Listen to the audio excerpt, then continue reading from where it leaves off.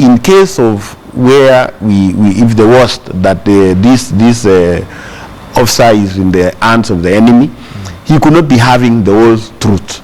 The kind of information that he has, even if we say it could be revealed, might not cause dangerous damage to this nation, because there are limitations on the kind of information that he could be having.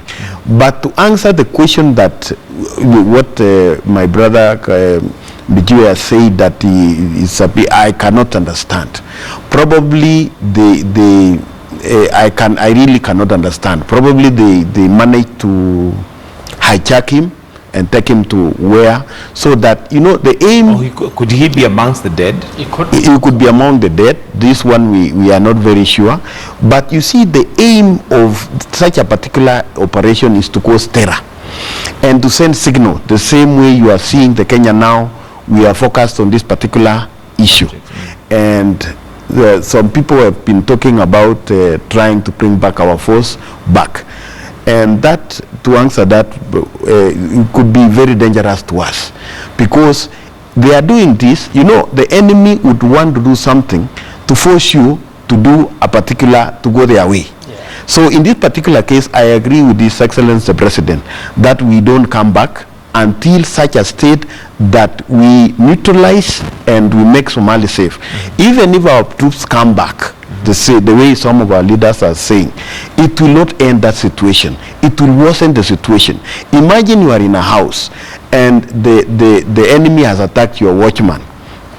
And then you say it now, you withdraw the watchman to come inside the house. And then it means now the next thing, this man is coming to attack you in your bedroom. So even other international communities, name it, like United States of America, they would not like a war to be fought inside their territory.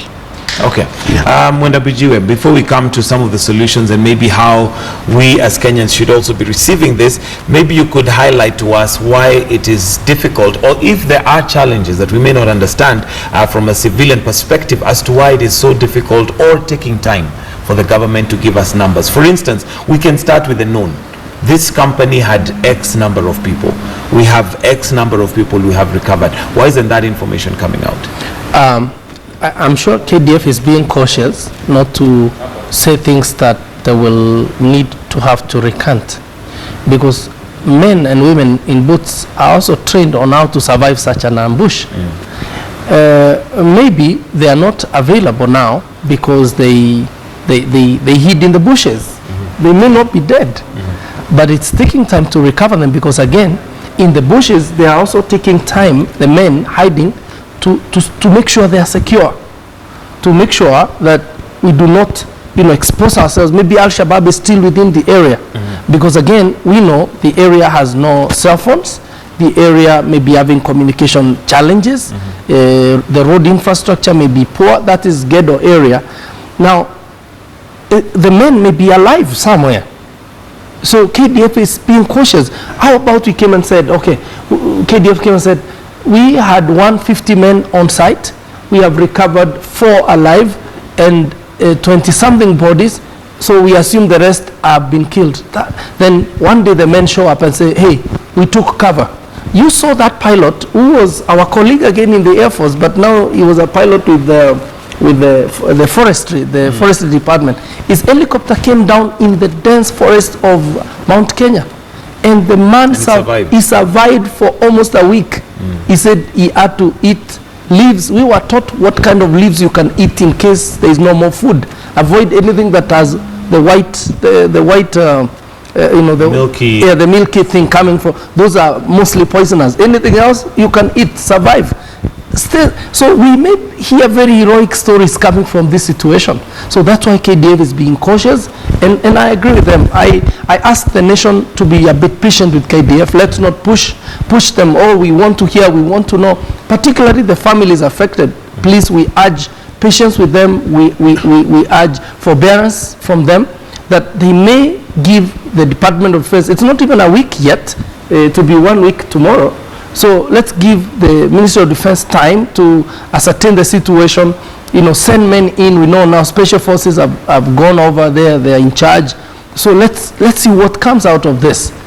Until that happens, please, I think every one of us, we will be speculating. And we all realize the sensitivity of this case, of this issue. We cannot talk too much about it. We just have to hope and pray. Be patient, yes, and wait for the information. For the best. But that said, KDF at one point will have to come out forthright and tell people now this is the much we know.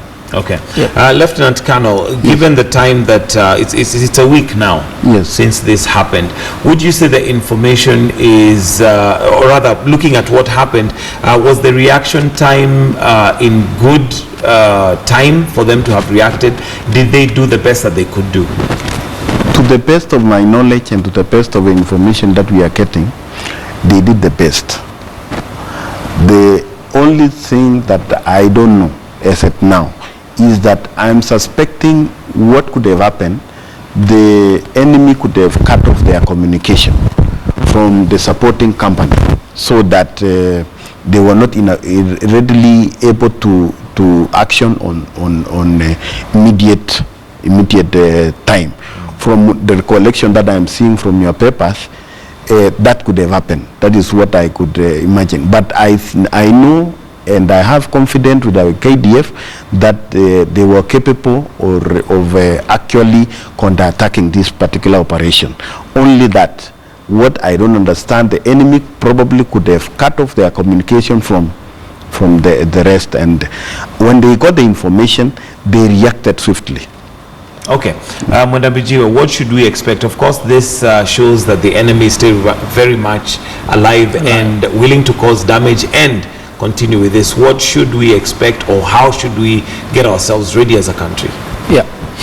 Now, Somalia and the entire military operation in Somalia was divided into sectors. And Sector 1 is the oldest and was given to the Ugandan forces, and Sector 1 is the one that has Mogadishu. So that was, and it houses the AMISOM headquarters, and it was given to the Ugandan forces to take care of. And they've done a pretty good job, even though they have even been bombed there.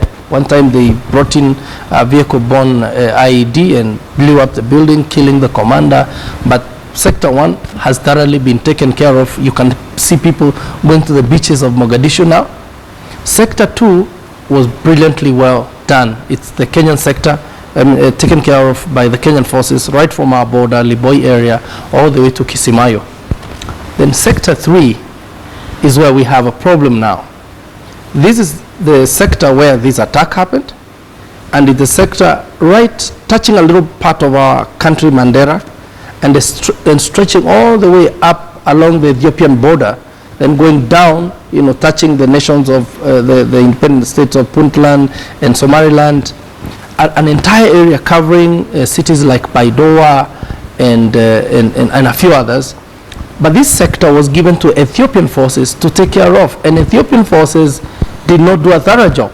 So when KDF kicked these guys, they all ran into Sector 3, which has vast land that has not been taken care of. I mean, Al-Shabaab has not been stopped.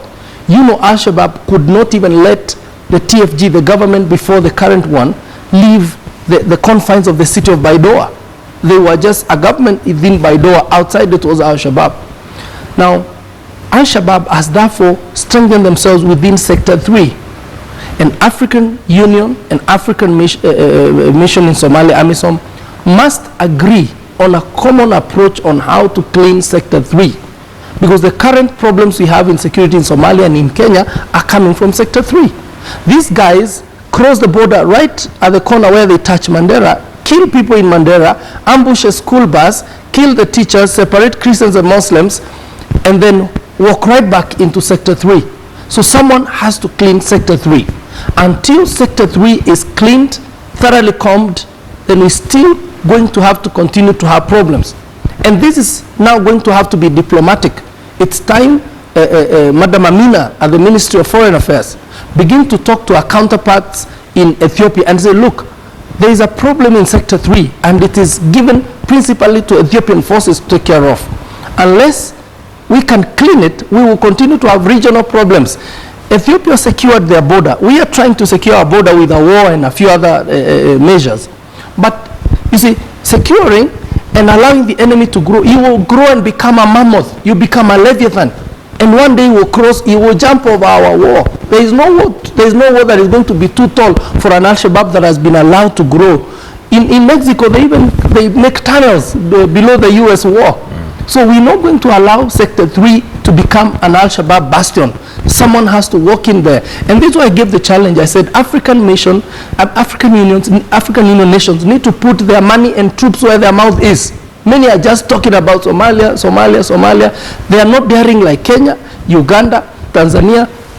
In fact, in conventional warfare, it said a country like Kenya should not send their troops inside Somalia, although even the UN Charter allows us to go in like we did to pursue an enemy who is attacking us.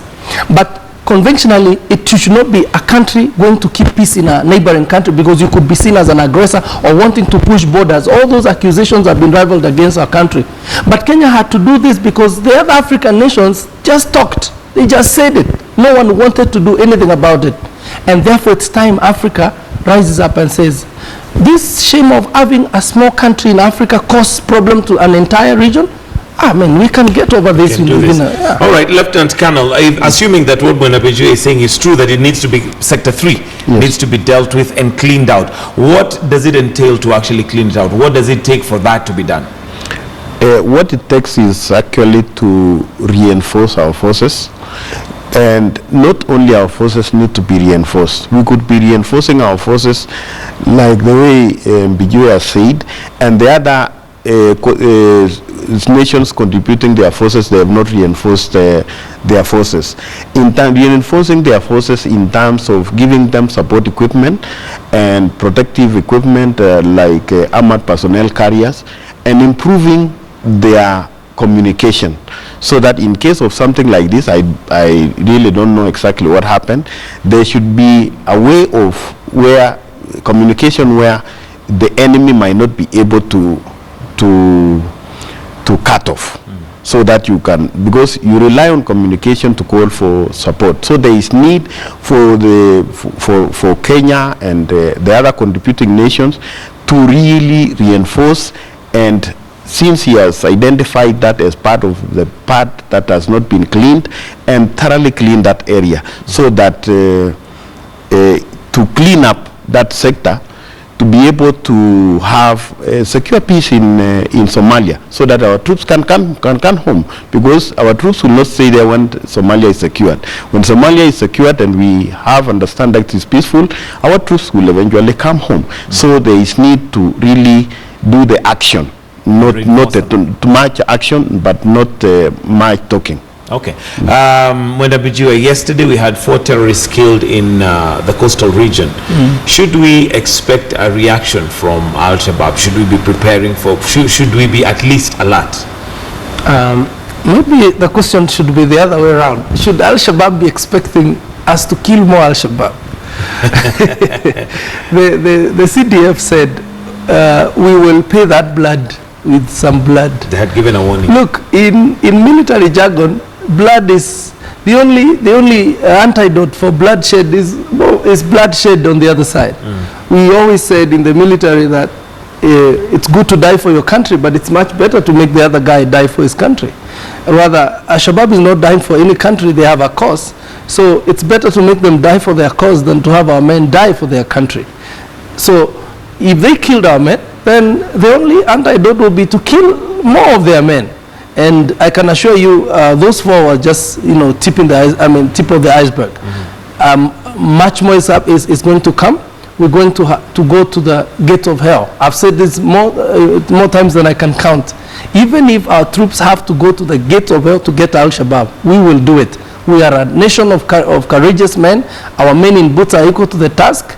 And I can assure you, this attack has raised the level of KDF's alertness, professionalism, and I can assure you the execution of the mission this time is going to be surgical, it's going to be thorough, it's going to have results, impactful results. Give it time.